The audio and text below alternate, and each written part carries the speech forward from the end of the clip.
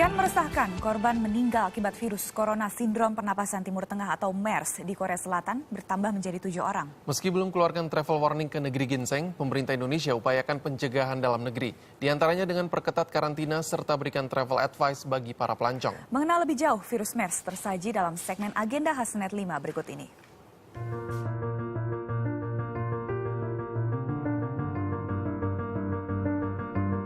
Total 7 orang meninggal dunia akibat virus MERS-CoV di Korea Selatan, sementara puluhan kasus masih ditangani. Ja, beberapa pekan belakangan virus corona sindrom pernapasan Timur Tengah atau MERS-CoV resahkan warga Korea Selatan. 총 환자 수는 95명입니다. 불안정 환자 수는 오늘 아침 기준으로 했을 때 9명 정도입니다. Ke-95 kasus berlangsung di berbagai fasilitas kesehatan Korea Selatan. Dan untuk mengantisipasi penularan lebih jauh, hampir 3.000 orang yang dicurigai berkontak dengan pasien MERS jalani karantina di rumah sakit maupun rumah masing-masing.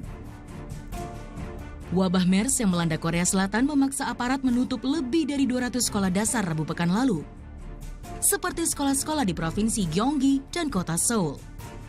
Sementara sekolah yang masih buka wajib menggunakan detektor panas badan dan memantau intensif siswa-siswinya. Para siswa yang masuk sekolah juga wajib gunakan masker dan menjaga kebersihan tangan. Kasus MERS di Korea Selatan pertama kali merebak pada 20 Mei lalu. Seorang pria didiagnosis terjangkit MERS usai melakukan perjalanan ke Timur Tengah. Tak hanya resahkan warga negara setempat, penyebaran virus MERS juga resahkan dunia, termasuk Indonesia. Beberapa calon pelancong asal tanah air terancam batal berangkat ke Korea Selatan.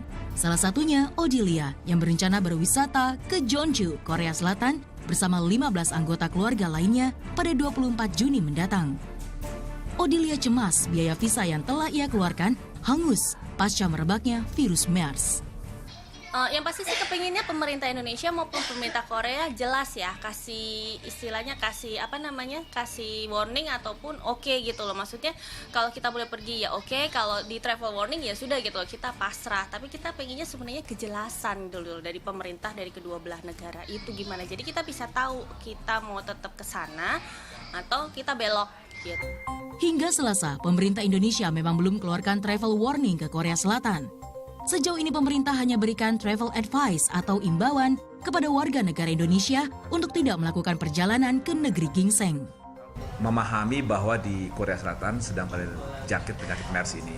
Jadi mereka bisa mengambil langkah-langkah yang lebih hati-hati untuk menjaga kesehatannya. Tadi misalnya di tempat-tempat umum untuk tidak mengunjungi tempat-tempat umum jika tidak perlu, dan kalaupun harus ya kalau mereka berkunjung menggunakan masker dan tadi menjaga kebersihan. Sementara untuk tidak mencegah masuknya virus MERS-CoV ke dalam negeri, pemerintah Indonesia lakukan langkah antisipasi dengan mengkarantina warga yang baru tiba dari Korea Selatan.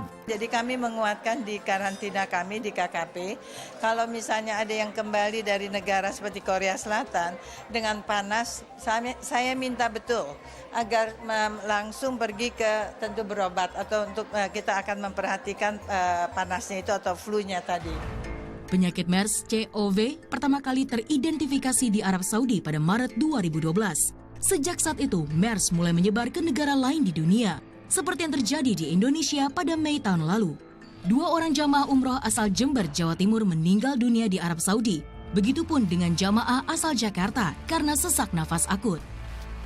Seperti infeksi virus lainnya, MERS-CoV ditandai dengan demam tinggi, batuk, dan sesak nafas.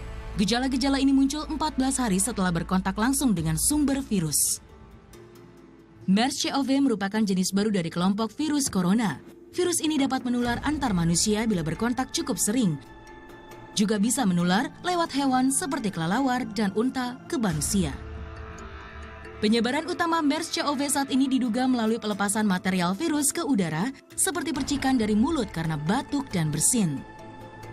Virus corona yang menjangkiti tubuh kemudian sebabkan radang paru-paru dan membuat korban sesak nafas. Infeksi berat menyebabkan berbagai macam gagal organ yang dapat berujung kepada kematian. Meski begitu, orang yang tertular MERS-CoV belum tentu jatuh sakit. Yang sakit utama kalau ada kekebalan turun, seperti dia diabetes, gagal ginjal. Nah, setelah itu, kemudian dia bisa jadi sakitnya itu bisa sampai 2 minggu. Dan kemudian sebagaimana virus yang lain, dia akan menjadi self-limiting apabila pasiennya bisa selamat sampai hari sembuh. Belum ada obat untuk sembuhkan penyakit ini.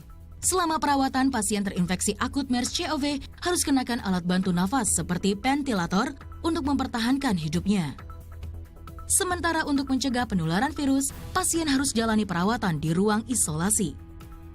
Namun, kondisi pasien mungkin sembuh bila kekebalan tubuhnya membaik. Mencegah lebih baik daripada mengobati. Hindari penularan virus MERS-CoV dengan rajin mencuci tangan, menutup batuk dan bersin dengan tisu atau sapu tangan yang segera dicuci, kemudian makan makanan bergizi, dan selaraskan dengan olahraga yang rutin agar kekebalan tubuh tetap terjaga.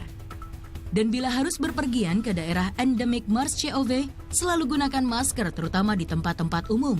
Juga hindari hewan-hewan yang berpotensi tularkan virus. Jika tubuh menunjukkan gejala-gejala seperti demam tinggi, batuk, dan sesak nafas setibanya dari daerah rawan virus MERS-CoV seperti Timur Tengah dan Korea Selatan, segera periksakan diri ke Balai Kesehatan terdekat. Tim Liputan melaporkan untuk NET.